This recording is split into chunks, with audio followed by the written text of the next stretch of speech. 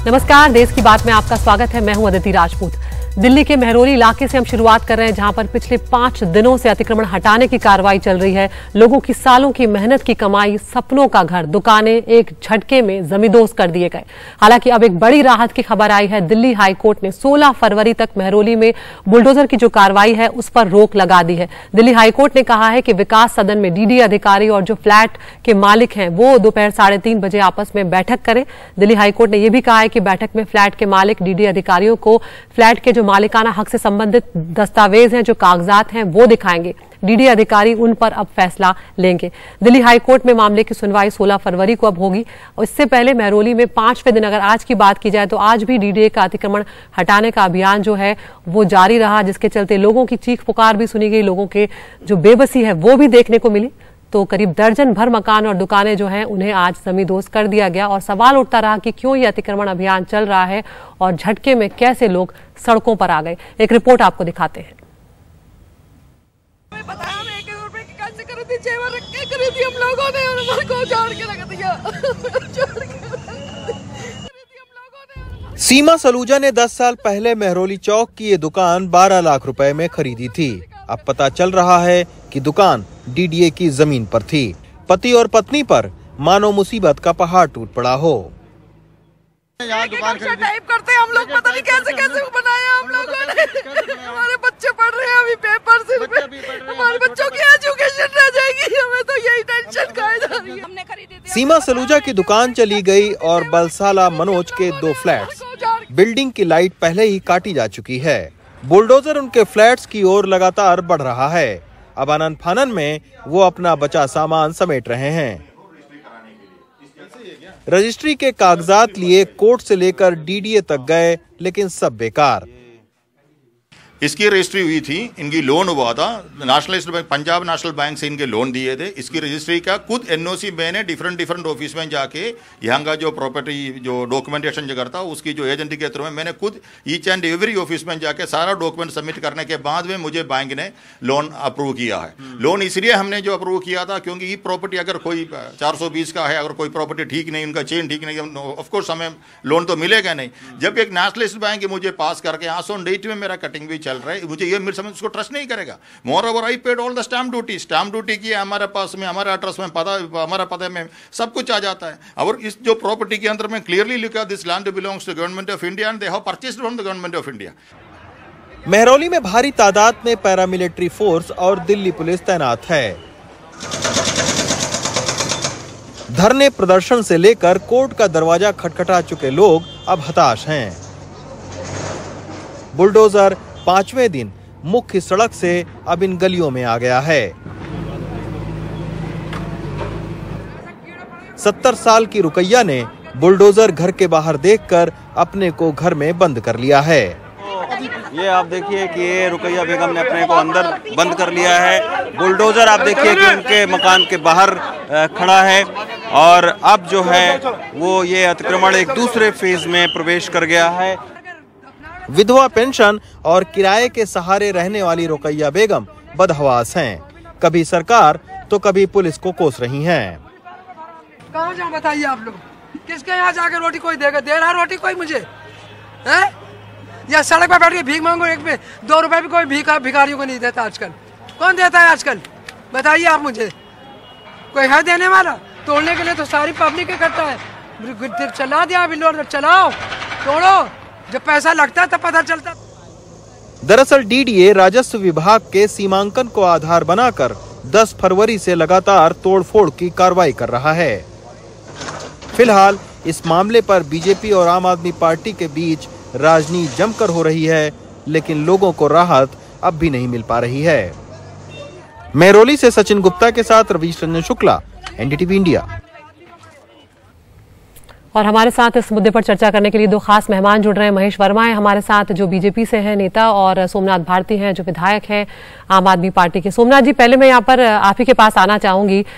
लोगों की चीख पुकार पिछले 5 दिनों से हम सुन रहे हैं। दिल्ली के मेहरौली में क्या कुछ लोगों पर बीत रही है, सालों की कमाई, जो लोग वहां पर सालों से रह रहे हैं, सपनों के घर उनके इस तरह से तोड़े जा रहे हैं, क्या कुछ वहां पर किया जा रहा है? अब तो चलिए हाईकोर्ट से 2 दिनों का स्टे यहाँ पर मिल गया है कि 16 तारीख तक रोक लगा दी गई है, लेकिन आपका इलाका है, वहां पर ये आरोप बार बार उठ रहे हैं हैं वहां पर कि ये राजस्व विभाग रजिस्ट्री आखिर क्यों करता रहा वहां पर?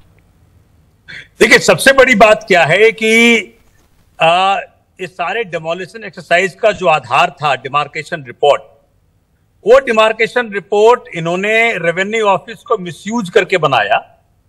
क्योंकि डिमार्केशन जो होता है उसके 3 मुख्य बिंदु हैं। पहला यह है कि भाई उसमें जिस किसी व्यक्ति का घर जाएगा, चलो उस जमीन पे जो बैठा हुआ है आज की तारीख में, उसको पार्टिसिपेट करना जरूरी है उस डिमार्केशन प्रोसेस में। उसको दिखाना जरूरी है कि भाई आप किस हक से बैठे हुए हो, आपके पास क्या कागज है। ये डिमार्केशन के अंदर कुछ नहीं किया गया। डिमार्केशन रिपोर्ट जब बनती है उसको फिर पब्लिकली डिस्प्ले करते हैं कि भाई इसको इसकी स्क्रूटनी हो, इसमें क्या कमी है। तीसरी और सबसे बड़ी बात, जो पुराना डिमार्केशन रिपोर्ट था उसमें जो गैर आबादी इलाके में डिवाइडिंग लाइन था, लाइन जो डिवाइड करता है डीडीए लैंड को प्राइवेट लैंड से, उसको किसके कहने पे, एलजी साहब के कहने पे, भाजपा के कहने पे, किसके कहने पे उस लाइन को गैर आबादी इलाके से आबादी इलाके में मूव किया गया, जिससे कि बहुत सारे खर्च चपेट में आ गए। ये 3 आधार पे हमने माननीय केजरीवाल साहब को ये बात बताई, तुरंत उन्होंने संज्ञान लिया। चूंकि पहला जो डिमार्केशन रिपोर्ट बनाया था इन्होंने, जो डेमोलिशन चल रहा था, उसको बगैर किसी मंत्री को बताए इतना बड़ा एक्शन ले लिया रेवेन्यू ऑफिस ने एलजी साहब कहने पे, बगैर मुख्यमंत्री के संज्ञान में लाए ये बना दिया। और जब मुख्यमंत्री ने हमारे रेवेन्यू मिनिस्टर को बताया कि भाई ये गलत हुआ है, उस पर जब रेवेन्यू मिनिस्टर ने लिखित में ऑर्डर पास किया कि ये डिमार्केशन रिपोर्ट फॉल्टी है, इसको हम खारिज करते हैं, आप नए तरीके से डिमार्केशन करो। इस मुद्दे पे जब एलजी साहब से मिले तो एलजी साहब ने कल तो मना कर दिया था, लेकिन आज कहते हैं हाँ सोमनाथ भारती ठीक कह रहा था कि ये डिमार्केशन रिपोर्ट फॉल्टी है। लेकिन जब हम शुरू में कह रहे थे कि डिमार्केशन रिपोर्ट फॉल्टी है, क्यों नहीं माने ये बात? तो ये भाजपा के द्वारा गरीबों से जो छत छीनने का प्रयत्न चल रहा है पूरी दिल्ली में, ये बहुत निंदनीय है। आज मैं केजरीवाल जी का धन्यवाद करना चाहता हूं, हमारे क्षेत्रीय विधायक नरेश यादव का धन्यवाद करना चाहता हूं। सोमनाथ जी, लेकिन मैं महेश जी की भी उस पर प्रतिक्रिया लूंगी, लेकिन महेश जी की भी मैं प्रतिक्रिया लूंगी सोमनाथ जी, लेकिन बात यहाँ पर यही है जी सोमनाथ जी, लेकिन बात यहाँ पर यही है, आप कह रहे हैं डिमार्केशन जो हुआ है वो गलत हुआ है, तो अगर गलत हुआ है तो फिर रजिस्ट्री क्यों हुई है? यही बात तो मैं कहना चाहता हूं। आपको जान के हैरानी होगी अदिति जी कि डिमार्केशन रेवेन्यू ऑफिस, रेवेन्यू विभाग पूर्ण रूपेण केजरीवाल जी के अंतर्गत आता है। इसके बावजूद भी एलजी साहब ने हस्तक्षेप करके, जो कि गैर संवैधानिक है, असंवैधानिक है, और रेवेन्यू ऑफिस को अपने कब्जे में लिया और केजरीवाल जी के आदेश को मानने से मना करवा दिया। यह बहुत दुखद है कि जनता के द्वारा चुनी हुई सरकारों का आदेश नहीं माना जा रहा है। इसके लिए भाजपा दोषी है। संविधान का धज्जियां उड़ाई जा रही हैं, इसके लिए भाजपा दोषी है। जी आज महेश जी, शर्मसार कर रहा है। महेश जी, सोमनाथ जी को सुना आपने? यहाँ पर वो कह रहे हैं कि उनकी सुनी ही नहीं जा रही है, क्योंकि जो चुनी हुई सरकार जो फैसले लेती है वो यहाँ पर सुनने नहीं दिए जाते। एलजी साहब तो कोई बात ही नहीं सुनते। आपने भी यहाँ पर लोगों की चीख पुकार सुनी होगी महेश जी, लोगों पर क्या कुछ बीत रही है इसका अंदाजा तो आप भी लगा सकते हैं।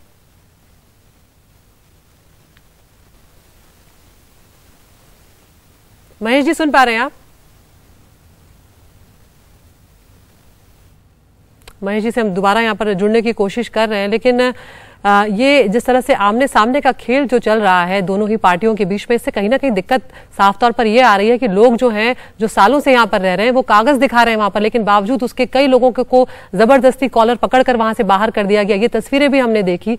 यहाँ पर सोमनाथ जी, ये आरोप भी लग रहे हैं आम आदमी पार्टी पर कि लोग वहां पर आज कोई मिलने नहीं पहुंचा, 5वां दिन था, लोग आंसुओं से रो रहे हैं वहां पर, लोगों की किसी की दुकान तोड़ी जा रही है, किसी के मकान तोड़े जा रहे हैं। काम किया है तो पूरा काम तो आम आदमी पार्टी ने किया है। मैं पिछले 5 दिन से ना तो सोया हूं, ना खाया हूं, ना पिया हूं। नरेश यादव और सोमनाथ भारती ने अरविंद केजरीवाल जी के संज्ञान में, कैलाश गहलोत के संज्ञान में, एलजी साहब के संज्ञान में हम ही तो लेके आ रहे हैं। हाईकोर्ट भी तो हम ही गए। महेश जी जुड़ गए सोमनाथ जी, एक बार महेश जी की प्रतिक्रिया ले लूं, उनका ऑडियो नहीं पहुंच पा रहा था। महेश जी, आप सुन पा रहे हैं हमें? तो आपसे जानना चाहेंगे कि क्या कुछ चल रहा है, क्योंकि यहाँ पर चुनी हुई सरकार के फैसले माने नहीं जाते। सोमनाथ जी साफ तौर पर कह रहे हैं जब डिमार्केशन चल रहा था तब डीडीए के अधिकारी क्या कर रहे थे?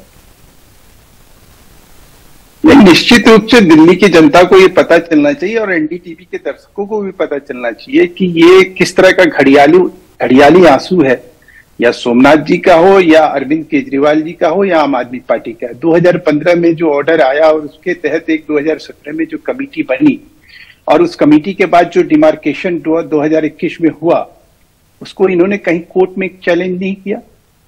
किसी प्रकार से इन्होंने अपोज नहीं किया। मुख्यमंत्री को आज याद आया राजनीति करने के लिए। गरीबों के इस आंसू को मतलब इन लोगों ने मजाक बना दिया। आज की डेट में अरविंद केजरीवाल को अब लग रहा है कि डिमार्केशन गलत हुआ है। कब हुआ डिमार्केशन? इस तरह के झूठ बोल के, इस तरह के घड़ी। देखिए सोमनाथ जी, आप बोल रहे थे, मैं नहीं बोल रहा था। नहीं, आप बोल रहे थे, मैं नहीं बोल रहा था। मैं चुप से शांति से, आप समझदार आदमी है, पढ़े लिखे आदमी है, वकील आदमी है, आराम से सुनिए, उसके बाद जवाब दीजिए। मैं पूछना चाह रहा हूं कि इस चीज को आपने कब चैलेंज किया? आपका कब गए कोर्ट के आगे? आपने कोर्ट के आगे, आप इतने बड़े आज मसीहा बनने जा रहे हैं उन झुग्गी वालों के, उन लोगों के जिनके घर टूट रहे हैं, आप जाते ना, आप वकील आदमी हैं, आप कोर्ट के अंदर कहते कि ये डिमार्केशन गलत हुआ है, फॉल्टी डिमार्केशन है। अरे एलजी साहब के सामने जाके मैंने कहा कि फॉल्टी डिमार्केशन है और उन्होंने भी माना। एलजी साहब के ऑर्डर से ये सब हो रहा था। महेश जी, एक खसरे नंबर पे कई कई रजिस्ट्री हो चुकी है, ये बात तो अब तक आप लोगों तक पहुंच गई होगी। पिछले 5 दिनों में क्या क्या खामियां हुई हैं डीडीए की तरफ से, राजस्व विभाग की तरफ से, वो आम आदमी पार्टी के सामने भी आ चुका होगा और बीजेपी के सामने भी आ चुका होगा। अदिति जी, इसके लिए कौन जिम्मेवार है? अगर एकमात्र कोई आदमी जिम्मेवार है जो सुप्रीम कोर्ट के ऑर्डर के हिसाब से, रजिस्ट्री को कौन देखता है? उसको किसके मातहत आता है रजिस्ट्री? वो सवाल हमने उनसे पूछा है, हम उन पर भी सवाल कर रहे हैं, लेकिन यहाँ पर सवाल तो महेश जी, सवाल फिर ये भी आएगा ना कि डीडीए क्या सो रहा था जब ये डिमार्केशन चल रहा था? और मजेदार बात सुनिए, दिल्ली वक्फ बोर्ड जो है वो भी इस डेमोलिशन के लिए गया था, वो भी पिटीशन जो इनके अंडर है। ये किस मुंह से, ये अपने आप को ये फेस सेविंग करने के लिए ये जो घड़ियाली आंसू है, ये जो निकाल रहे हैं किसी तरह से, इनके रहते हुए अक्षरधाम में क्या हुआ था आप याद करिए। जब चुनाव था 2015 में तो मनीष सिसोदिया जाके लेट गए थे, जब चुनाव जीत गया उसके बाद क्या हुआ? कोई पूछने वाला नहीं था। दिल्ली में आज जितनी भी झुग्गियों का इनके पास जो है, मतलब हजारों हजार फ्लैट बने हुए हैं, इन झुग्गियों वालों को दे नहीं रहे। ये नरेला में जाके देखिए आप, उधर आप मेहरौली में तो महेश जी लोग कह रहे हैं कि हम इतने सालों से रह रहे हैं, हमारे पास सारे कागजात हैं, बावजूद उनको धक्के मार के हटा दिया जा रहा है, घर तोड़े जा रहे हैं। मैं कह रहा हूं कि आज के डेट में सरकार, देश में हमारा संविधान भी कहता है कि हम जो है वेलफेयर का सरकार काम करती है। अगर इनके पास इतना ही है, अगर हमदर्दी, इतने बड़े मसीहा हैं, तो इनको इमीडिएट अलॉट करना चाहिए। हजारों, आदित्य जी आप अपने रिपोर्टर को भेज दीजिए, हजारों हजार फ्लैट खाली पड़े हुए हैं जो डीएसआईडीसी के ऐसे बना के छोड़ा हुआ है। क्या मतलब बनता है? मजाक बना के रखा हुआ है इन लोगों ने, सारे सिस्टम को ये तहस नहस करके बैठे हुए हैं। कोर्ट के आदेश को ये लोग कहते हैं क्या कि एलजी साहब ने नहीं माना। अरे भाई, तुम्हारे अंदर अगर हमदर्दी है, तुम इनके वोट लेते हो, इनका सपोर्ट लेते हो, इनसे सब कुछ करते हो और सरकार बनाते हो, और उसके बाद जब इनको मदद करने की टाइम आती हो तो तुम सो जाते हो। महेश जी, लगता है तो ये सारा मामला यही है कि वोट के लिए, चाहे वो आम आदमी पार्टी हो चाहे वो बीजेपी हो, वोट के लिए ही सब कुछ हो रहा होता है। क्योंकि जब असली में जमीन पर लोग जो कुछ झेल रहे हैं, वहां पर तो कोई उनके साथ नजर नहीं आ रहा, ना ही आम आदमी पार्टी नजर आ रही है, ना ही बीजेपी नजर आ रही है। नहीं अदिति जी, ये बात तो गलत है। हम इस बात के लिए नहीं कह रहे हैं, हम इस बात के लिए नहीं कह रहे हैं, हम किसी तरह से आरोप नहीं लगा रहे हैं, हम किसी तरह से एलजी को नहीं झुठला रहे हैं। आज एलजी के साथ आपके तलक रिलेशन है तो आप एलजी को गुनाहगार बना दीजिएगा। महेश जी, ये सवाल तो उठेंगे ना, डीडीए किसके अधीन में आती है? महेश जी, डीडीए किसके अधीन में आता है बताइए? डीडीए ने, आदित्य जी, स्पष्ट रूप से डीडीए का स्टेटमेंट आपके दर्शकों के सामने आना चाहिए। डीडीए ने क्या कहा है? डीडीए ने स्पष्ट रूप से कहा कि उस बोर्ड में दिल्ली सरकार के सारे अधिकारी हैं जो इस डेमोलिशन के ऊपर अपना अप्रूवल दिए हुए हैं। क्या मतलब बनता है इसका? और सोमनाथ जी आके ये आपके दर्शकों को बरगलाने की कोशिश करेंगे, मिसलीड करेंगे। क्या ये चैनल इसी के लिए है? क्या ये बात मुझे बताइए सोमनाथ जी। नहीं, यहाँ पर सोमनाथ जी मैं फिर से वही वाली बात लेकर आ रही हूँ जो बात महेश जी उठा रहे हैं कि जब राजस्व विभाग जब ये कर रहा था, जब रजिस्ट्री हो रही थी तो रजिस्ट्री पर गलतियां हुई हैं। ये बात मैं महेश जी पर भी उठा रही हूँ सवाल, और ये सवाल आप पर भी उठा रही हूँ कि जब एक एक खसरे पे कई कई रजिस्ट्री हुई है तो कोई तो होगा इसकी जवाबदेही तय करने वाला। किसकी गलती हुई है? ये आप समझ नहीं रहे मेरी बात। मैं क्या कह रहा हूँ कि जिस जमीन पे ये कह रहे हैं कि सरकारी जमीन है, वो सरकारी जमीन है ही नहीं, वो प्राइवेट जमीन है। रजिस्ट्री की बात तो बाद में आती है। जब प्राइवेट जमीन पे मकान बने हुए हैं तो ये कौन होते डिमोलिश करने वाले? डीडीए क्या सो रहा था? डीडीए ने क्या जो उसकी जमीन है उसकी चौकीदारी कौन करेगा? क्या यार, तो आज के तारीख में मैं ये बात कह रहा हूं, अब यहाँ पर ने जो जमीन बताया कि मेरा है वो उनका है ही नहीं, क्योंकि डिमार्केशन गलत हुआ है। अब यहाँ पर हाईकोर्ट ने जो कहा है, मैं आप दोनों की एक एक प्रतिक्रिया यहाँ पर लेना चाह रही हूँ। अब हाईकोर्ट ने कहा है कि बैठक होगी, फ्लैट के जो मालिक हैं और जो डीडीए के अधिकारी हैं उन्हें फ्लैट के मालिकाना हक से संबंधित जो दस्तावेज हैं वो दिखाए जाएंगे, उसके बाद डीडीए के अधिकारी उस पर फैसला लेंगे। महेश जी, अब आपको क्या लग रहा है, अब आगे किस तरह से बढ़ेगा मामला, क्योंकि दर्जनों घर और दुकानें जो है वो तोड़े जा चुके हैं? देखिए अदिति जी, स्पष्ट मेरा मानना है कि देखिए ये कोर्ट का, ये हाई कोर्ट का विषय है। हाई कोर्ट ने जो कहा है उसके अकॉर्डिंग जो है इसमें कोई राजनीति नहीं चलेगी। ये बेफिजूल की बातें कर रहे हैं, ये बेफिजूल की जो है ना एक माहौल को खराब करने की कोशिश कर रहे हैं। आप हाई कोर्ट जो कहेगा, कोर्ट के हिसाब से, कानून के हिसाब से जो बनता है, अधिकारियों को भी वही करना होगा, डीडीओ को भी वही करना पड़ेगा, रेवेन्यू डिपार्टमेंट को भी वही करना होगा, एलजी को भी वही करना होगा, मुख्यमंत्री को भी वही करना होगा। ये जो है अपनी इसके ऊपर अपनी राजनीति रोटी सेकना बंद करें। इस तरह की कवायद करने के बजाय ये कोर्ट में जाएं और अपने ये उस दलील को पेश करें। कोर्ट इनको समझा देगा कि तुम्हारी दलील में कितना दम है। क्या मतलब बनता है इस तरह के, आपकी आखिरी टिप्पणी, इस तरह के दुष्प्रचार के? देखिए, सबसे बड़ी बात क्या है कि जो डिमार्केशन जिसके आधार पर सारा डेमोलिशन चल रहा था उसको सिरे से खारिज कर दिया गया है। इनको फिर से डिमार्केशन करना पड़ेगा। उस डिमार्केशन में जो लॉफुल प्रोसेस है कि जो जो लोग जमीन पे बैठे हैं उनको बुलाया जाएगा, उनके डॉक्यूमेंट्स देखे जाएंगे, उनकी जो ऑनरशिप उसको सर्टेन की जाएगी। उसके बाद उस डिमार्केशन को पब्लिकली डिस्प्ले किया जाएगा, उस पर उसकी स्क्रूटनी होगी। और तीसरी बड़ी बात, जो गैर आबादी से आबादी में लाइन शिफ्ट की गई है उस लाइन को वापस लाया जाएगा।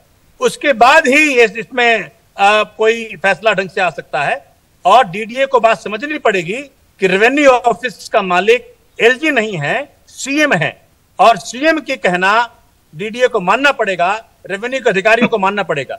एलजी साहब सर्विसेज डिपार्टमेंट का मिसयूज कर रहे हैं, अधिकारियों को इलीगल आदेश दे रहे हैं। नहीं, लेकिन यहाँ पर आम आदमी पार्टी को पूरी तरह से क्लीन चिट नहीं दी जा सकती। सोमनाथ भारती जी, ये बात बिल्कुल ठीक नहीं है। मैं इस बात पे बिल्कुल सहमत नहीं होंगी, क्योंकि रजिस्ट्रियां जब हो रही थी तब राजस्व विभाग की भी जिम्मेदारी है यहाँ पर। महेश जी, सोमनाथ जी, आप दोनों जुड़े, बहुत बहुत शुक्रिया आप दोनों का यहाँ पर, आप दोनों का हमसे जुड़ने के लिए। लेकिन हमारे दर्शक भी यहाँ पर साफ तौर पर समझ रहे हैं कि किस तरह से आए दिन आम आदमी पार्टी और बीजेपी जो है अलग अलग मुद्दों पर आमने सामने आते हैं। जब लेकिन इस तरह के मामले होते हैं, इस तरह के मसले होते हैं जिसमें लोगों के घर उजाड़े जा रहे हैं, लोगों के आशियाने उजाड़े जा रहे हैं, तब थोड़ी और संवेदनशीलता शायद दिखाने की जरूरत है इसके कि आप एक दूसरे के आमने सामने आए, एक दूसरे पर आरोप लगाएं। अब देखते हैं जब 16 फरवरी को सुनवाई होगी इस मामले में तब क्या कुछ होगा। आगे बढ़ रहे हैं, उत्तर प्रदेश की बात करते हैं, जहां के एक मामले ने सबका दिल दहला दिया है। कानपुर देहात जिले में अतिक्रमण हटाने के दौरान एक मां बेटी की जिंदा जलकर मौत हो गई। इस मामले में पुलिस ने एफआईआर दर्ज कर ली है। एफआईआर में एसडीएम लेखपाल, स्टेशन ऑफिसर, जेसीबी के ड्राइवर समेत 13 लोगों को आरोपी बनाया गया है। और यहां पर यह भी बताना जरूरी है कि हत्या और हत्या की कोशिश जैसी धाराएं लगाई गई हैं, यानी कि कहीं ना कहीं आप अंदाजा लगा सकते हैं कि कितना बड़ा ये मामला है, किस तरह की धाराएं इस पर लगाई गई हैं। परिवार का कहना है कि कुछ और प्रशासनिक अधिकारियों की मिलीभगत से रंजिशन आंख लगाकर 2 लोगों की हत्या की गई है। पहले परिवार गिरफ्तारी की मांग पर अड़ा था, लेकिन अब परिवार ने पुलिस को जांच के लिए शवों के जो अंतिम अवशेष हैं वो सौंप दिए हैं, क्योंकि स्थिति इतनी खराब हो चुकी थी शवों की कि वो पूरी तरह से जल गए थे मां बेटी के शव। हम सीधा रुक कर रहे हैं हमारे सहयोगी सौरभ शुक्ला का, जो इस खबर पर लगातार नजर बनाए हुए हैं। सौरभ, एक बहुत ही दुखद खबर कानपुर देहात से आई, किस तरह से माँ बेटी जो है वहां पर जिंदा जल जाती है। परिवार रंजिशन, ये सब हत्या करने का आरोप यहाँ पर लगा रहा है। कई लोगों पर यहाँ पर मामला दर्ज हुआ है, लेखपाल और एसडीएम सस्पेंड भी हुए हैं सौरभ, लेकिन क्या कुछ जानकारी मिल रही है, हुआ क्या है और अब आगे क्या कोई कार्रवाई होती हुई नजर आएगी? देखिए दीदी, अब जो कई सवाल आपने पूछे हैं इसका एक एक करके जवाब देते हैं। पहला सवाल है कि जो कमेटी बनाई है वो जो एसडीएम की भूमिका है, क्योंकि परिवार का ये आरोप है कि एसडीएम, लेखपाल और गांव के कुछ लोगों ने मिल करके उस झोपड़ी में आग लगा दी, जिसमें महिला और उनकी बेटी की मौत हो गई। बहुत बुरी तरीके से झुलस गए उनके शव और साथ में एक जो महिला का पति है उनको भी चोटें हैं, उनको भी बर्न इंजरीज हैं। तो उनकी जो भूमिका है, प्रशासन की भूमिका है, उसकी जांच की जाएगी। मुकदमा कर लिया गया है, धारा 302, 323, 307 इन तमाम धाराओं के तहत मुकदमा दर्ज किया गया है। एसडीएम भी है, उसमें जेसीबी का ड्राइवर भी है, क्योंकि एक वीडियो है जो हम दिखा भी रहे हैं, उस वीडियो में दिख रहा है कि झोपड़ी में आग लग गई है। कुछ पुलिस के लोग हैं वो उन महिलाओं को निकालने की कोशिश कर रहे हैं और झोपड़ी में आग लगी हुई है, तब भी बुलडोजर चलाया जा रहा है। तो इतनी ही ज्यादा असंवेदनशीलता की गई है जो उस वक्त मौके पर प्रशासनिक अधिकारी मौजूद थे। जबकि योगी आदित्यनाथ ने भी कहा था कि जो बुलडोजर है वो गरीबों के झोपड़ी पर नहीं चलनी चाहिए। अब उस पूरे मामले की बात करें तो जो गांव के कुछ लोगों ने आलोक दीक्षित और शिवम दीक्षित के खिलाफ ये मुकदमा दिया था, जांच कराने के लिए कही थी कि उन्होंने अवैध कब्जा कर रखा है। इसको लेकर के एक टीम पिछले महीने जनवरी में भी गई थी अतिक्रमण हटाने के लिए और उनको बोल के आई थी कि आप अपना अतिक्रमण हटा लीजिए वरना हम हटाएंगे। लेकिन जब कल इनकी पूरी टीम पहुंची तो बिना किसी जानकारी के वहां पर पहुंचे हुए थे और बिना जानकारी के पहुंचे हुए थे। और सोचिए जब ये पूरी घटना हो गई उसके बाद पूरा का पूरा जो प्रशासनिक अमला वहां पर मौजूद था वो महिला को जब वो जल गई महिला तो वहां से वो लोग भाग गए, फरार हो गए, जेसीबी भी छोड़ के चले गए, पुलिस वाले भी छोड़ के चले गए। उसके बाद में जब पुलिस अधिकारी आए तो जो एसपी ग्रामीण है यहाँ के कानपुर के एसपी ग्रामीण, उनकी बाइट ये आती है कि हमें ये जानकारी मिली है जो शुरुआती उसमें महिला और उसकी बेटी ने कोठरी में बंद करके आग लगा ली। पहले इनका गैर जिम्मेदाराना बयान आता है, फिर लोगों में रोष जाता है और फिर कानपुर के मंडलायुक्त हैं या एडीजी इलाके के हैं, रात भर कैंप करते हैं और लोगों को समझाते हैं। फिर भी अब जाकर के शाम को लगभग 4 बजे के करीब परिवार माना है कि वो जो अवशेष बचे हुए हैं उनको पोस्टमार्टम के लिए सब प्रशासन को सौंप दिया है और उसके बाद कल या फिर जब तक कि पोस्टमार्टम नहीं हो जाता उसके बाद अंतिम संस्कार कर दिया गया है। परिवार को आश्वासन दिया गया है कि जो उनकी जो एफआईआर की गई है उस पर कार्रवाई की जाएगी। परिवार अभी यही मांग कर रहा है कि जो आरोपी हैं, जो उनके गांव के दूसरे लोग हैं जिन्होंने षड्यंत्र रचा, एसडीएम, लेखपाल और जो पुलिस के लोग थे वहां पर, जेसीबी का ड्राइवर था, उन सबकी गिरफ्तारी की जाए। अदिति, बहुत बहुत शुक्रिया सौरभ इस तमाम जानकारी के लिए। तो जिस तरह से हमारे सहयोगी सौरभ बता रहे हैं और तस्वीरें भी वही बात बयां कर रही थी कि किस तरह से जिस वक्त वो आग लगी पुलिस प्रशासन के लोग वहां पर मौजूद हैं लेकिन कोई भी आग बुझाता हुआ नजर नहीं आया, उल्टा वहां से लोग चले गए और बाद में ये बात सामने आई, ये आरोप लगाया गया जो कि बहुत ही गैर जिम्मेदाराना था कि उन दोनों ने आग लगा ली। देखते हैं इसमें क्या कुछ होता है। उम्मीद करते हैं कि यहाँ पर सख्त कार्रवाई इन लोगों के खिलाफ की जाएगी अगर दोषी पाए जाते हैं तो। फिलहाल देश की बात में एक छोटे से ब्रेक के लिए हम रुक रहे हैं। ब्रेक के उस पार आपको दिखाएंगे इनकम टैक्स वाले क्यों पहुंचे हैं बीबीसी के दफ्तर।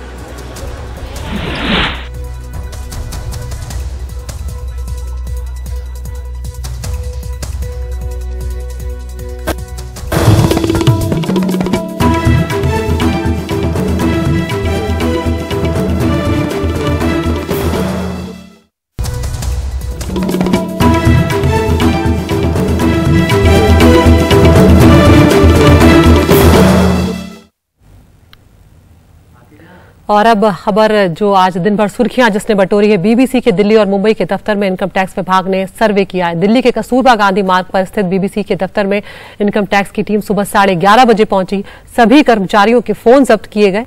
अब से कुछ देर पहले उनके फोन वापस कर दिए गए हैं। सबके डेस्कटॉप कंप्यूटर की जांच भी की गई है और ये भी जानकारी मिल रही है कि बीबीसी दफ्तर में मौजूद डेस्कटॉप पर टैक्स लिखकर सर्च किया गया। जिनकी जांच हो गई है उन कर्मचारियों को बाहर जाने दिया गया है। अफसरों ने बाद में बीबीसी कर्मचारियों से अपना काम जारी रखने के लिए भी कह दिया है। उधर मुंबई में भी बीबीसी दफ्तर पर आयकर विभाग की टीम पहुंची और वहां पर भी कार्रवाई की गई। Income tax department, IT department से चलो आप लोग फोन रखो। आराम से तो बात करूंगी यार। फोन गेट खुलवा रहे आप पैसे 10 मिनट से गेट क्यों खुलवा रहे आप लोग? ऐसे बिना वारंट के गेट खोलेंगे? वारंट आपको पता है वारंट शीट हो चुका है, देखा हुआ वारंट तब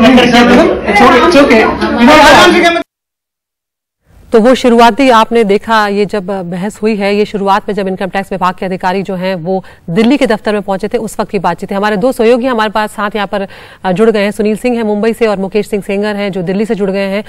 सुनील, इस वक्त जानना चाहेंगे मुंबई में इस वक्त क्या कुछ चल रहा है? क्या ये सर्वे खत्म हो चुका है, जा चुके हैं इनकम टैक्स विभाग के लोग या अभी भी वहीं पर है? देखिए अदिति, ये सर्वेक्षण है जो हमने बताया, जो जानकारी है कि जो ऑफिस टाइम है उसमें ही ये किया जाता है ऑफिस और दफ्तर में। अभी तक हम इंतजार कर रहे हैं लेकिन अभी तक न इनकम टैक्स के अधिकारियों की न गाड़ी निकली है न तो किसी कोई जो बीबीसी का कोई एम्प्लॉय या कर्मचारी है यहाँ से निकला है। ये अब तक की स्थिति है। ये मानकर फिलहाल चल रहे हैं कि अभी भी जो है कि कार्रवाई जो है उनकी सर्वेक्षण की कार्रवाई वो जारी है और यहाँ इंतजार हो रहा है कि करके बाहर आए तो कुछ जानकारी मिल पाए, क्योंकि जो जानकारी यही है कि सभी को अभी भी अंदर रखा गया है, बाहर आने की इजाज़त नहीं है।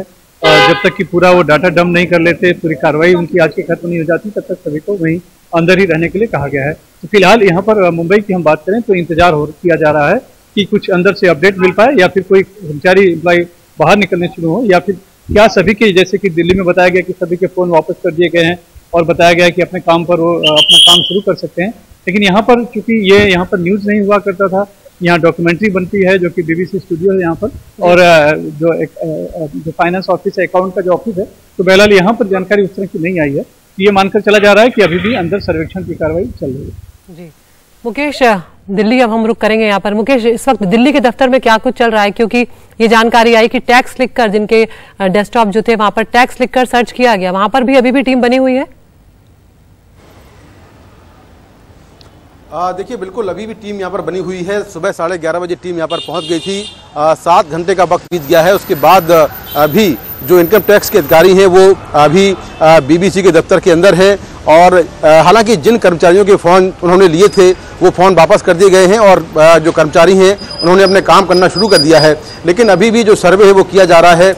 दरअसल जो सर्वे और छापेमारी होती है उसमें ये डिफरेंस होता है कि जब इनकम टैक्स डिपार्टमेंट सर्वे करता है तो कोई भी डॉक्यूमेंट वो जब्त यानी सीज नहीं करता है।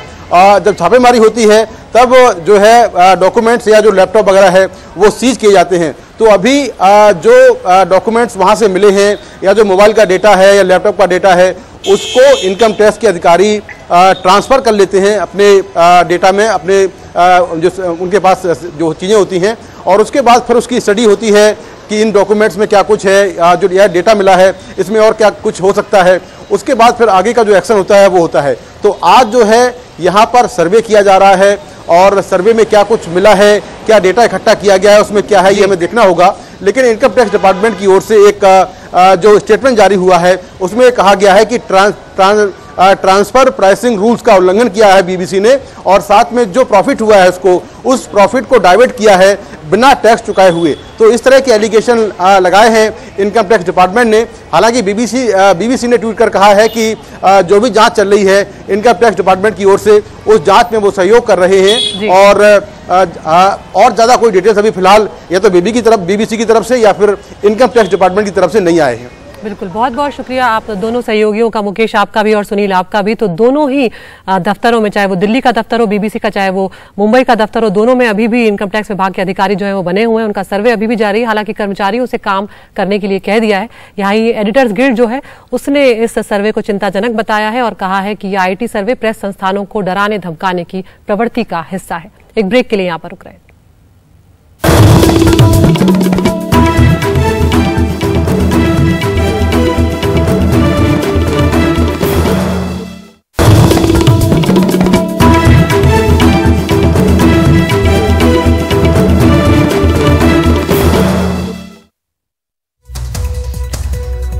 उत्तर प्रदेश की बात करते हैं, जहां पर अवैध हथियारों की बरामदगी का जो सिलसिला है वो थमने का नाम नहीं ले रहा है, और अब इन अवैध हथियारों पर सुप्रीम कोर्ट की भी नजर पड़ गई है। सुप्रीम कोर्ट ने यूपी में अवैध हथियारों पर स्वतः संज्ञान लेकर यूपी सरकार से इस मामले पर जवाब मांगा है। हमारे सहयोगी आशीष भार्गव की रिपोर्ट। ये सारे गैरकानूनी हथियार उत्तर प्रदेश के हापुड़ इलाके से बरामद किए गए। पुलिस ने कुछ लोगों को पकड़ा है जो इन हथियारों को दिल्ली समेत देश के कई अन्य इलाकों में भेज रहे थे। पिछले कई वर्षों से उत्तर प्रदेश अवैध हथियारों के मामले में देश में टॉप पर रहा है। नेशनल क्राइम रिकॉर्ड ब्यूरो के मुताबिक 2021 में देश में कुल 71,458 अवैध हथियार पकड़े गए। अकेले यूपी में ही 33,178 की बरामदगी हुई, जो देश में बरामद किए गए हथियारों के 46% हैं। लेकिन यूपी का गन कल्चर अब सुप्रीम कोर्ट से छुपा नहीं है। सुप्रीम कोर्ट ने इस मामले में खुद ही संज्ञान लेकर यूपी सरकार से जवाब तलब किया है। सुप्रीम कोर्ट ने कहा है कि यूपी में गैर लाइसेंसी हथियारों का चलन परेशान करने वाला है। भारत अमेरिका नहीं है जहां हथियार रखना मौलिक अधिकार है। यूपी सरकार बताए कि इस सिलसिले में कितने केस दर्ज हुए हैं, साथ ही गैर लाइसेंसी हथियारों को रोकने के लिए क्या कदम उठाए गए। कल सुप्रीम कोर्ट ने एक बेल मैटर चल रहा था, तो उस पे कोर्ट ने कहा कि आखिर क्यों अनलाइसेंस फायर आर्म्स इतने आराम से इस पार्ट ऑफ द कंट्री में यूज़ होता है। तो उस पे कोर्ट ने स्वतः संज्ञान लेते हुए स्टेट ऑफ यूपी को नोटिस इशू किया है और कहा है कि आप इसकी रोकथाम के लिए क्या स्टेप्स ले रहे हैं, उसके बारे में एफिडेविट में देंगे। इस तरह की कितनी घटनाएं हुई हैं जहां पे बहुत आराम से यूज़ हो रखा है आपका, और उसको रिपोर्ट 4 हफ्ते के अंदर भीतर देने के लिए कोर्ट ने उनको बोला है। खास बात यह है कि सुप्रीम कोर्ट ने कदम हत्या के आरोपी की जमानत अर्जी पर उठाया है। अब यूपी सरकार को 4 हफ्ते में जवाब देना है। यूपी में गन कल्चर को लेकर हमेशा से सवाल उठते आए हैं, लेकिन इस बार यूपी सरकार की ये परीक्षा की घड़ी है, क्योंकि उसे इस मामले में देश की सबसे बड़ी अदालत को ठोस जवाब देना है। हापुड़ से अदनान के साथ दिल्ली से आशीष भार्गव, एनडीटीवी इंडिया।